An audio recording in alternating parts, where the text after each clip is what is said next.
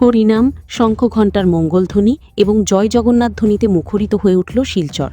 ঐতিহ্য, ধর্মীয় বিশ্বাস ও ভক্তির আবহে এবছরের রথযাত্রায় শহরের বিভিন্ন প্রান্তে দেখা গেল হাজারো ভক্তের ঢল। সুসজ্জিত রথ বের হতেই নারী, পুরুষ, শিশু থেকে প্রবীণ সকলেই ভক্তিভরে রথের দড়ি টেনে মহাপ্রভু জগন্নাথের আশীর্বাদ প্রার্থনা করেন। এদিন শিলচর ইস্কন মন্দির, শ্যামসুন্দর মন্দির, গৌড়ীয় মঠ, মদনমোহন আখড়া ও ভুবনেশ্বর সাধু ঠাকুর আশ্রমসহ বিভিন্ন ধর্মীয় প্রতিষ্ঠানের উদ্যোগে যথাযোগ্য মর্যাদায় পালিত হয় পবিত্র রথযাত্রা। ইস্কন মন্দিরের রথযাত্রার সূচনা করেন মন্ত্রী কৈশিক রায়।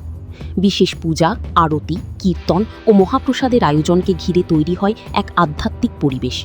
শহরের বিভিন্ন গুরুত্বপূর্ণ পথ পরিক্রমা করে রথ, আর রাস্তার দুধারে দাঁড়িয়ে অসংখ্য মানুষ মহাপ্রভুর দর্শন ও প্রণাম জানান।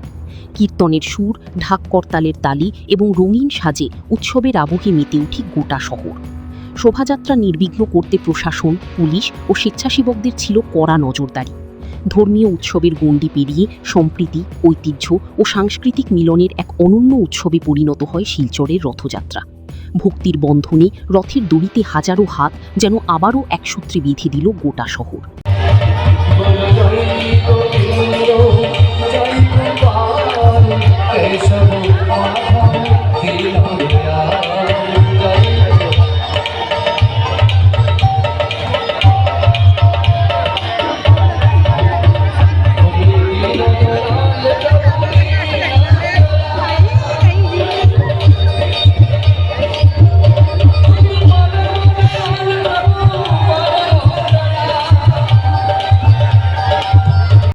রথযাত্রার আরম্ভ হচ্ছে।